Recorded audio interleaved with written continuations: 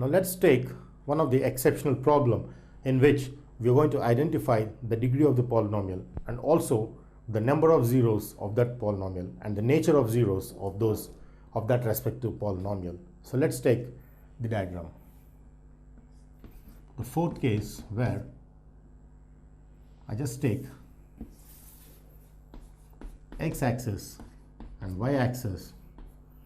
This is origin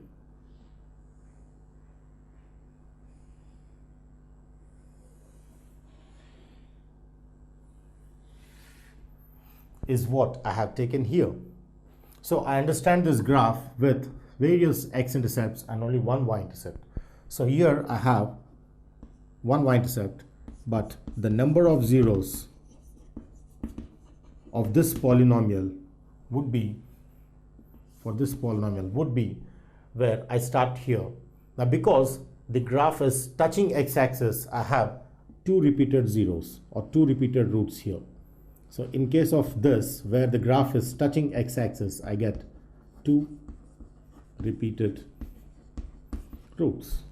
And where the graph is cutting x-axis is only one root at this case. Now here again it touches, so it has two repeated roots, and here it is one root. Therefore, if I start counting, I have two repeated roots taken as two different roots but equal. So I have 2 plus 1 plus 2 plus 1 is what I get as the total number of zeros would be initially with 2 plus 1 plus 2 plus 1, which is 6. Therefore, the number of zeros of this polynomial is 6, is how we understand. And therefore, this would be a polynomial of degree 6. The polynomial will have the degree equal to the number of zeros. So the degree of this polynomial is equal to 6, is how we identify connected with number of zeros.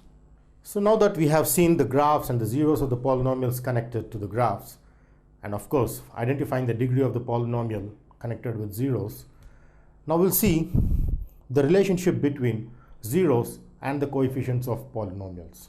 Let's see if there is any relation between the zeros of the polynomial and the respective coefficients of that polynomial. So let's come starting with linear, then quadratic, cubic, and etc. So starting with relationship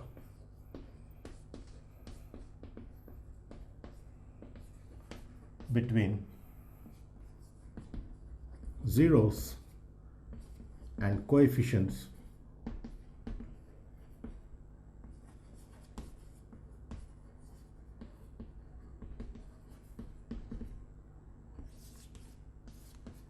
of polynomials is what we are going to understand here. So when it comes to, let's start with linear polynomial.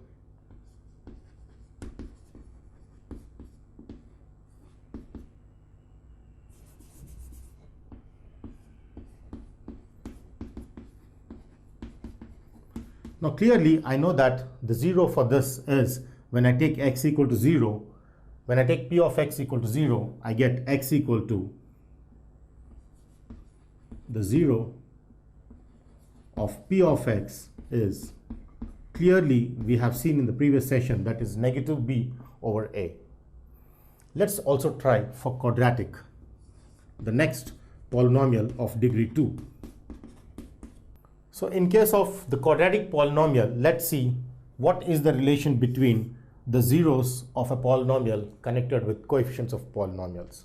So let me start with an example quadratic polynomial in case of this. So let me take an example quadratic polynomial 3x squared plus 5x minus 2, where my coefficient of x squared is 3, coefficient of x is 5, and the constant is negative 2. So in case of this, let me find the zeros by factorizing, because I get the zeros by taking p of x equal to 0 implies 3x squared plus 5x minus 2 equal to 0, which on factorization gives me 3 times of 2, which is 6, times 1 subtracted gives 5, So therefore 3x squared plus 6x minus 2 equals 0.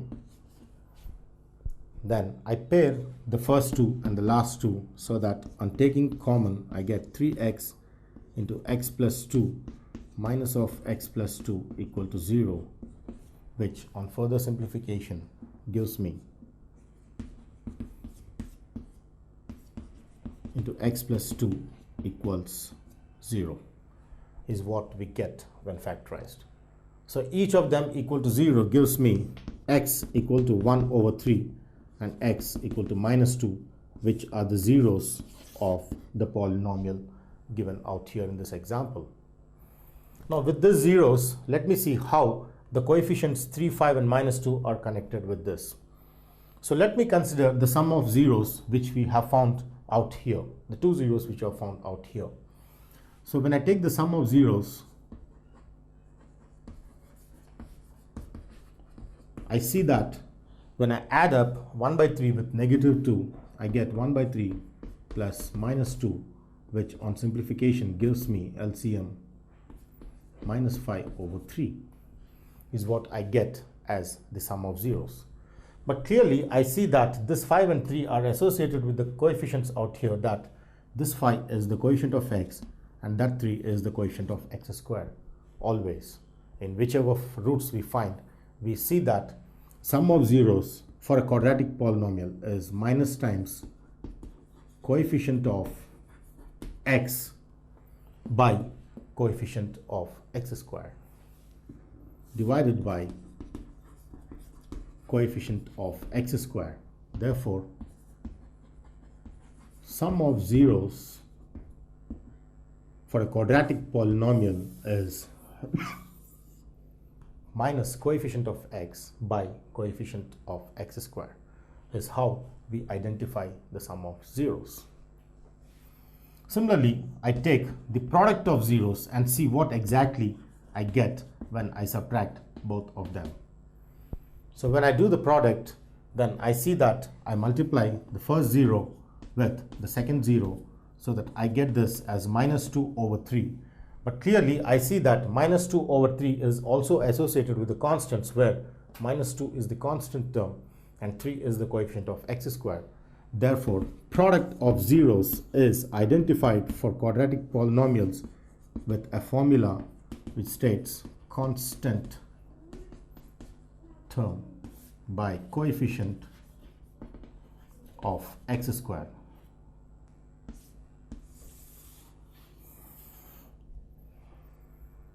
Constant term by coefficient of x squared is what we get when we find individually the sum of zeros and the product of zeros.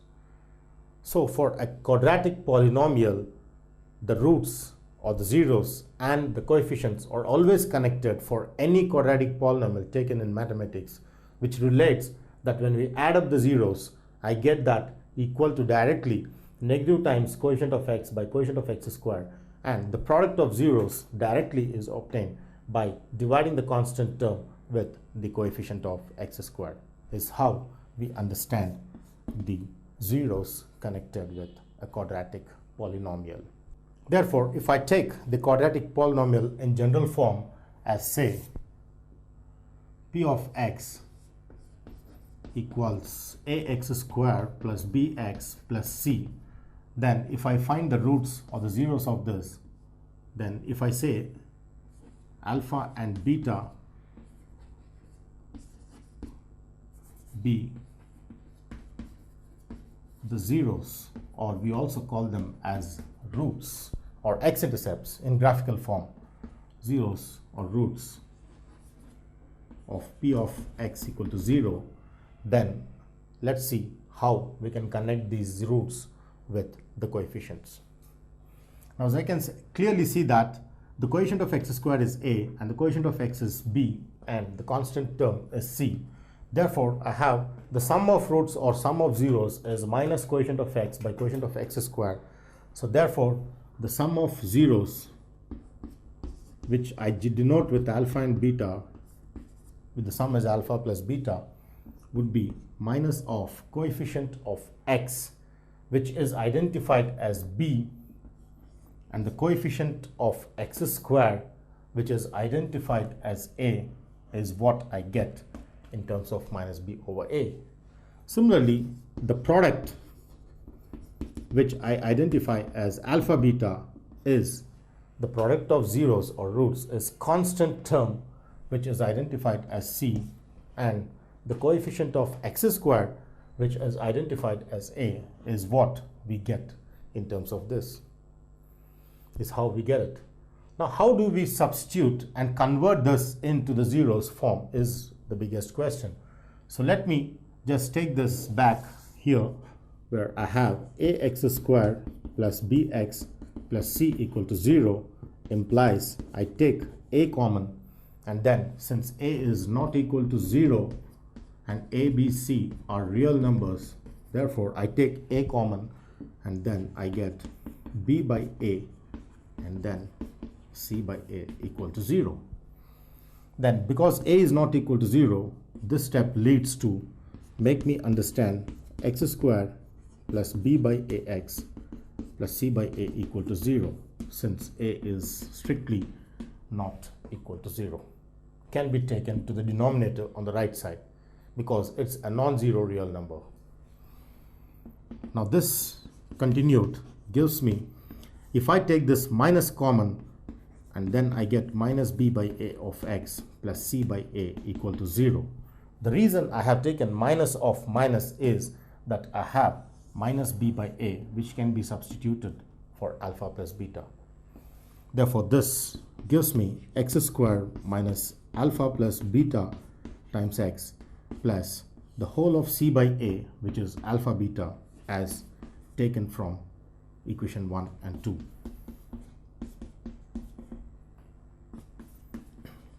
From 1 and equation 2 as obtained here. So this is how we get the roots connected with this. Therefore this can be understood as x squared minus alpha plus beta, which is sum of zeros, x squared minus sum of zeros times of x plus product of zeros equal to 0 is how I understand the relation between zeros and the quadratic equation. Therefore, if the general form of a quadratic equation is identified with two of the zeros, then those zeros or roots can define the complete quadratic equation using this formula. Let's do one example problem to support this, how to do with just the roots given. If the roots are given, I can find the complete quadratic equation. Now let's take the zeros and see how we can construct a quadratic polynomial with just based on those two roots. If my zeros or roots of a certain quadratic polynomial are minus 2 and 1 by 3, then how do I construct the quadratic polynomial for that based quadratic roots? Or if I just give this as a graph which is moving, okay, let's take that in the final stage, but one of the root is alpha and the other root is beta. The Greek letters which we generally denote for the roots are alpha and beta. So alpha is minus 2 and beta is 1 by 3. Then sum of roots is alpha plus beta, and that is nothing but minus 2 plus 1 by 3, which comes to be minus 5 over 3. Then product of roots is alpha beta, which on multiplying gives me negative 2 over 3 is what I get for the product of roots. And when I know the sum of roots and product of roots, and constructing of a quadratic polynomial would be more simple, where I get x squared minus sum of roots plus product of roots, which gives me plus product of roots is what I get when simplified. Now this on simplification gives 5 over 3 times x minus 2 over 3, which is the quadratic polynomial, and can be more further simplified if I take this with the LCM. This is the required polynomial for the given zeros, minus 2 and 1 by 3 is how we construct the polynomial. So the shape of this parabola would be with a being 1 upward and cuts at minus 2 and 1/3. The shape would be like this, cutting at minus 2 and 1 over 3. The x-intercepts where the graph cuts is minus 2 and 1 over 3 is how we understand the complete concept of the algebraic approach and the graphical approach of understanding the zeros, and how the quadratic polynomial is constructed from the zeros algebraically, and how we understand that graphically is very important in mathematics. So now let's see how we can connect the zeros of a cubic polynomial with the coefficients respectively. As similarly as we have seen for the quadratic polynomial, we are now going to see the cubic polynomial connected with zeros and its coefficients. So let me take an example problem and just investigate on how the sum of zeros are connected with its respective coefficients, and how the product of zeros are connected equally with the coefficients.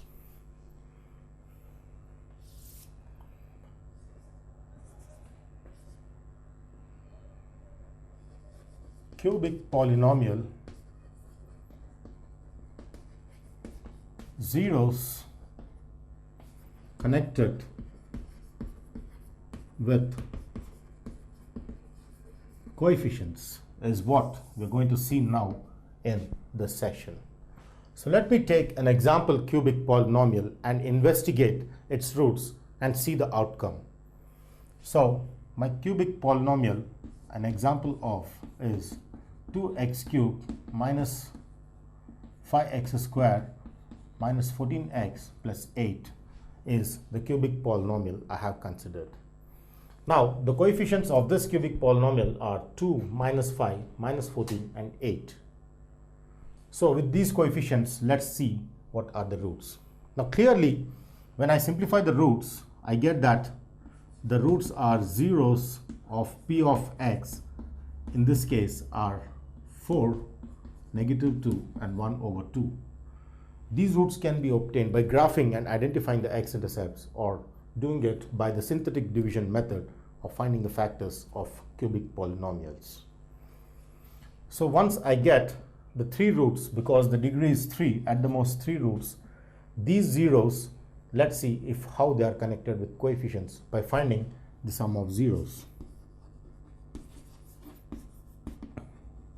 Now sum of zeros here is the sum of 4, negative 2 and 1 over 2, which gives me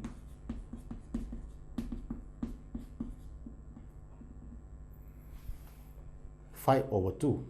So I get 5 by 2 in case of this, but clearly I identify that this 5 is associated with this coefficient, where I get this to be minus of minus 5 over 2, that is minus of minus 5, which is coefficient of x squared, by 2, which is coefficient of x cubed, is how I understand the sum of zeros. So sum of zeros in case of this is minus coefficient of x squared by coefficient of x cubed.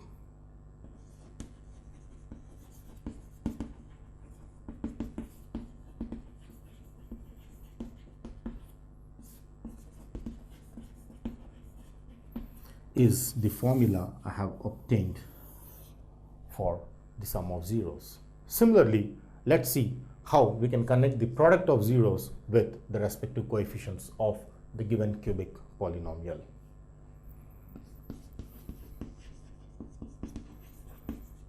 So when I take the product of zeros, each of the zeros is 4, minus 2 and 1 by 2, which are multiplied respectively. this gets cancelled and I get negative 4. I think we shouldn't be cancelling this, and without cancellation this would be minus 8 over 2. Cancellation will not lead to the conjecture, so let's not cancel, but 4 times of minus 2 is minus 8 over 2 is how we take this. Now minus 8 is clearly the negative of constant, which I get here to be negative of constant term, which is 8, and 2, which is coefficient of x cube, which is product of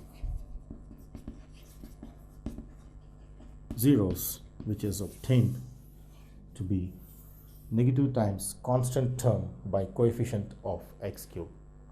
So this is how we relate the sum of zeros given by this formula and the product of zeros given by this formula is how we understand the cubic polynomials connected with its respective coefficients.